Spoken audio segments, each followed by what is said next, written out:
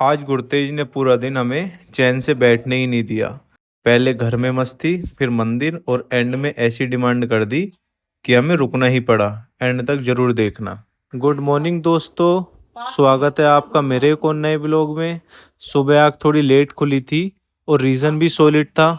कल गुरतेज का बर्थडे में इतनी मस्ती हुई थी कि सब लोग सीधा गहरी नींद में चले गए थे। मैं आराम से उठा, फ्रेश हुआ और सबसे पहले कुछ खा लिया। भाई खाली पेट घर की ड्यूटी भी नहीं होती।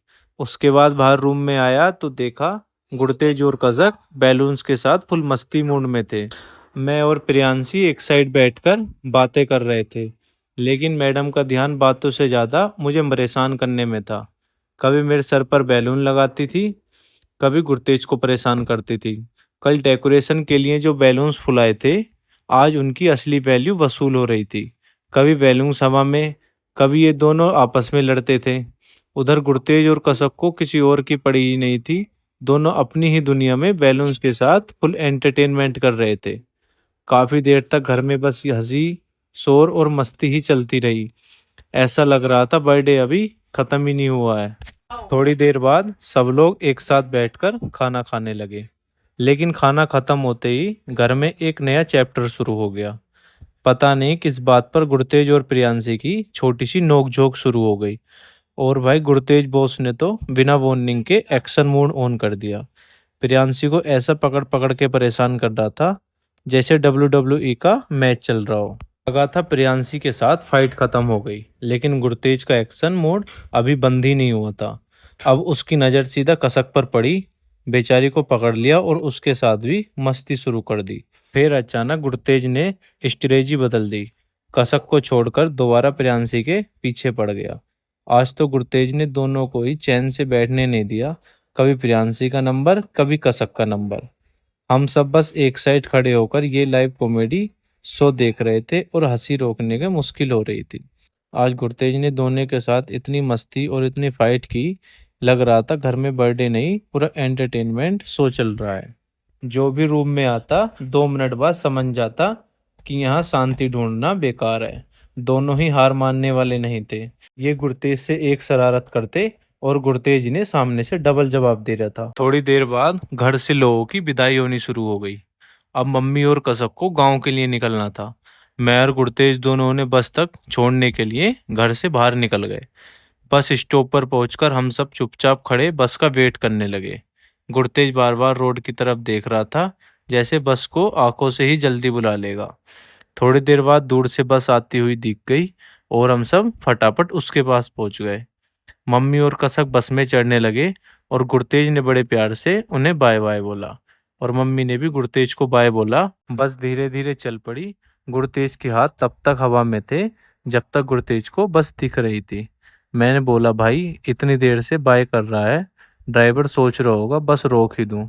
बस निकलने के बाद मैं और गुरतेज कार में बैठे और हम घर की तरफ चल दिए। कार में बैठते ही गुरतेज की वही पुरानी शैतानियां स्टार्ट हो गई। कभी एसी बंद करना, कभी म्यूजिक चेंज करना। फिर हमें घर जाकर थोड़ा सा रेस्ट करना था, क्योंकि फिर थोड़ी देर बाद अगली सवारी छोड़ने का नंबर था। थोड़ी देर घर पर आराम करने के बाद एक और ड्यूटी आ गई। अब प्रियांशी को भी छोड़ने जाना था। मैं और गुरतेज फिर से घर से निकल पड़े। रास्ते पर गुरतेज अपनी ही बातें करता रहा और कभी कभी कल के बर्थडे वाला मोमेंट याद करके खुद ही हंसने लगता था। प्रियांशी को उसकी जगह सेफली छोड़ दिया और हम दोनों वापस घर आ गए। घर आते ही गुरतेज की बैटरी लो हो गई और गुरतेज थोड़ी देर के लिए सो गया।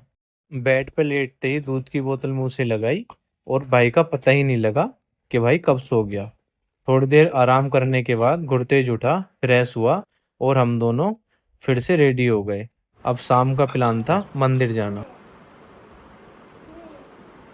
अरे यार, आ जाओ गुरतेज, आ जाओ मेरे बेटे, चलो ना बेटा, हमको मंदिर चलना है। बेटा आ जाओ, आ जाओ मेरा प्यारा बेटा। मेरा बेटा बहुत अच्छा है ना। जल्दी से पापा के साथ कहाँ चलेगा?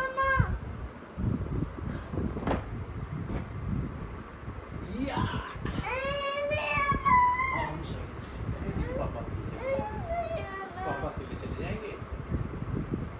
पापा के लिए चले जाएं।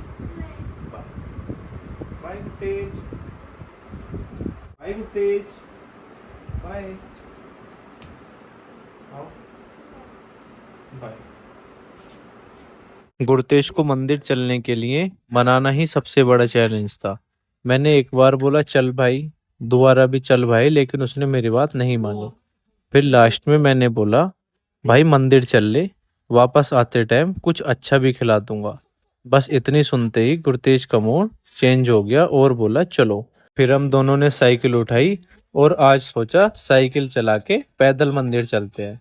एक हाथ से साइकिल पकड़ी और दूसरे हाथ से गुरतेज का ध्यान संभाला, क्योंकि भाई का फोकस रोड से ज्यादा इधर उधर था। कभी तितली देखकर रुक जाता, कभी कुत्ते को देखकर हट हट करने लगता। मैं बोला भाई मंदिर जा रहे हैं या पूरा मोहल्ला घूमने निकले हैं। जैसे ही हम मंदिर पहुंचे, सामने का सीन देखकर मैं एक सेकंड के लिए कंफ्यूज हो गया।